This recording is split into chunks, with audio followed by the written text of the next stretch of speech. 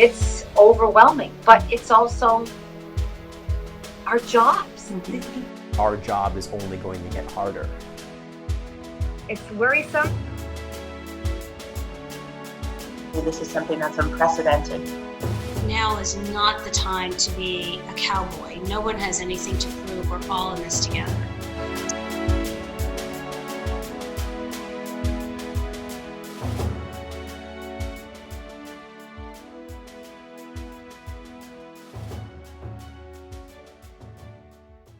Welcome to reporting from the front line of the pandemic. I'm Kayla Martin, and joining me is Genevieve DiNatale, a reporter from Eagle Tribune. Thank you, Genevieve, for joining me.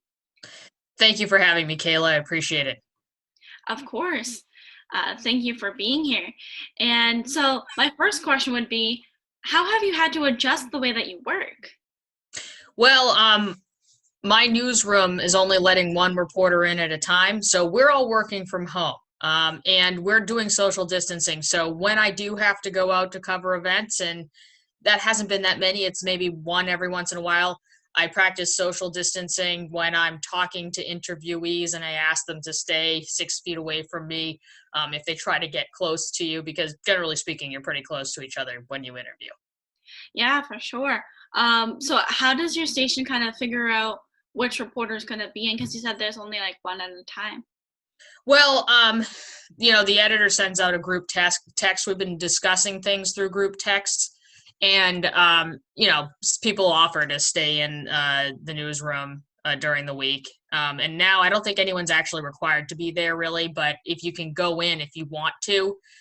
For instance, I was in between assignments in Andover, which I cover in Massachusetts, and I had to go back into the newsroom because of just time. And it's fine if you go in there, but people are just working from home largely. I actually have a mask too. I have mask and gloves. I haven't used it yet when I've been out, but when I go out grocery shopping, I actually wear a mask and gloves. So. Yeah, and I know you mentioned keeping your distance, but what are some other practices that you've been putting into place to keep yourself safe when you're out on the street?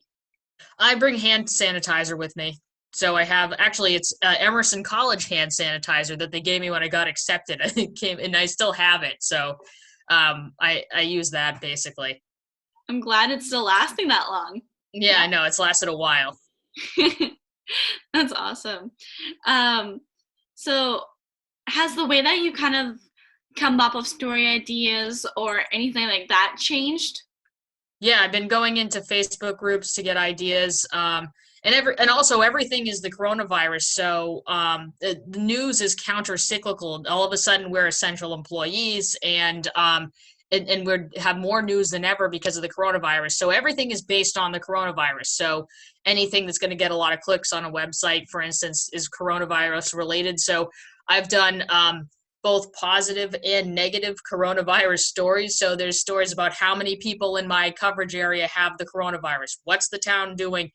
For instance, they postponed the election. So there was a select board meeting where they actually postponed the election. We covered that. Then I did these positive kind of stories. So now people are adapting to the coronavirus, and not everyone wants negative news, as you know. There's you have to counteract the bad news that you're presenting with to people with positive news. And so I've actually found these kind of positive coronavirus related stories. For instance, this young girl in Andover turned 18 and her family had a socially distant birthday party.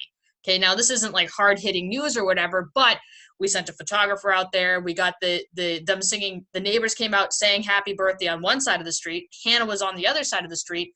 They sang for her. We got photos. It was an adaptation to a situation that turned out to be a kind of a lighthearted, soft news story that was still about the coronavirus. I think it's so important to have some of those, we might say that it's soft news, but to other people, it's just as important as finding out some new regulation that there is.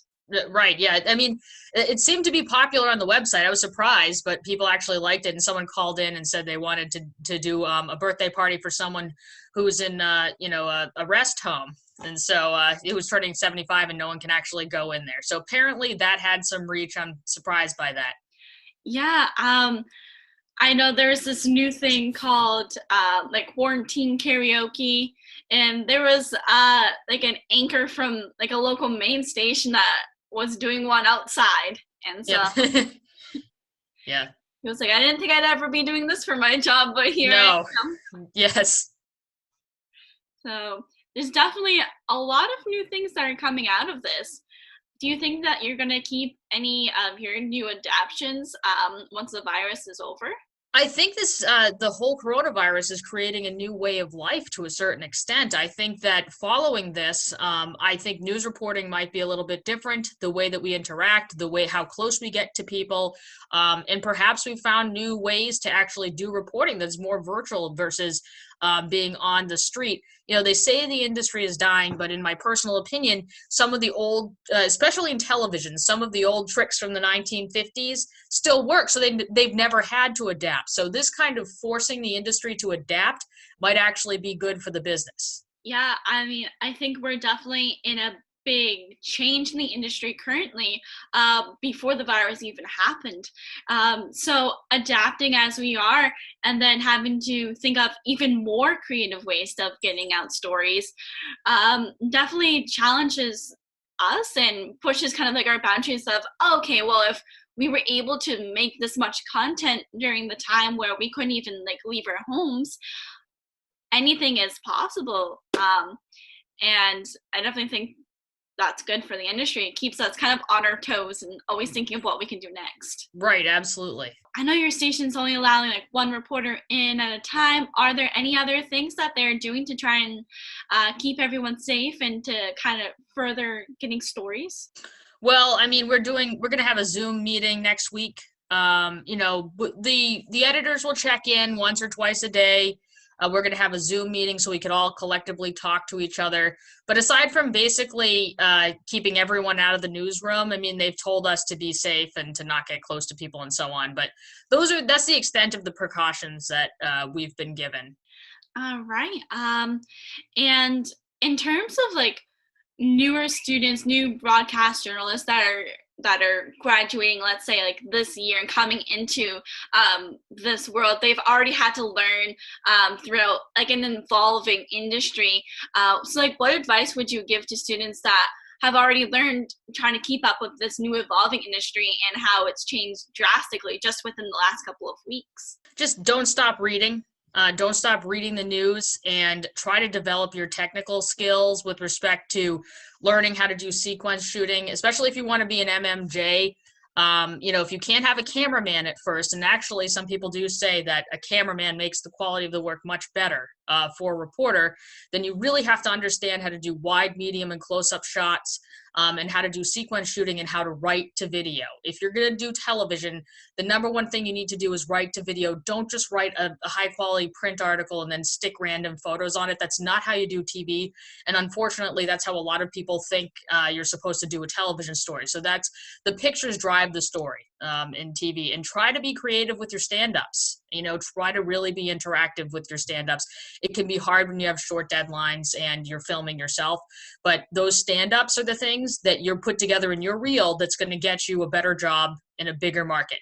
And be wary of agents. Like, agents can be helpful, but be careful who you're working with if you choose to pick an agent, and realize that they don't necessarily guarantee a job and they don't necessarily have connections in the business. So that would be my advice. Yeah, for sure. I know that stand-ups, like doing them yourselves, you have like all these great big ideas, and then when you try and fulfill them, you're like, all right, how am I going to manage this and keep it in focus and do all these things? Right. And in terms of getting B-roll in those close and medium shots that you were talking about, you know, like you're on that strict deadline, and especially now with not being able to go physically to a lot of places, how would you suggest like getting those good shots and getting that good B-roll? I think a lot of MMJs are still out reporting. I bet you in New York they have them in New Rochelle, which is a hot spot for the coronavirus. My suggestion would be just don't get too close to people. Just steer clear, and to wear a mask. Make one for yourself. Get a mask. Just be safe. Don't directly talk to people. Don't get on top of people. And to just keep shooting your videos at whatever distance is necessary to be safe. I think that's good to hear. I know a lot of people are, and I mean, we're like essentially employees, journalists have to continue doing their work. So with everyone saying to like stay home, I think it's good for even journalists that can't go into their stations, that it's still good for people to know that it's okay to like go out and still continue your job, but to do it safely and to do it from like a safe distance. Right. Definitely. I mean, you need to do that. You don't want to catch the coronavirus. So. No, for sure. Yeah. Or accidentally spread it to somebody else Yes. who might be asymptomatic yourself and not realize it, and then be interviewing some like elderly person or some like immune deficient person and accidentally spread it. Is there anything else that you would want to tell people that you think they should know, or whether it's students or just like anybody that's listening to this? Just read the news. Like the journalists should read the headline, at least the headlines in the morning, and follow them closely, and do a lot of research for your articles, and make sure that if you're an MMJ,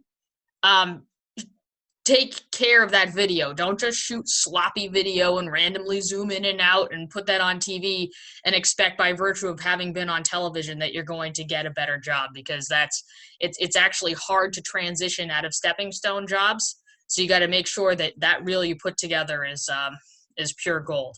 And join the Digital Multimedia Journalists Worldwide group on Facebook if you actually want to talk directly to hiring managers.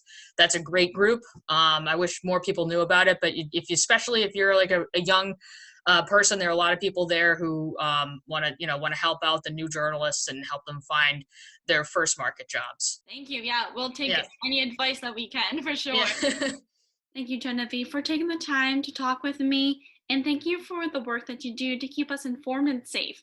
And thank all of you for watching this episode of Reporting from the Frontline of the Pandemic. I've been talking with Genevieve DiNatale, a reporter from Eagle Tribune in Massachusetts, and I'm Kayla Martin.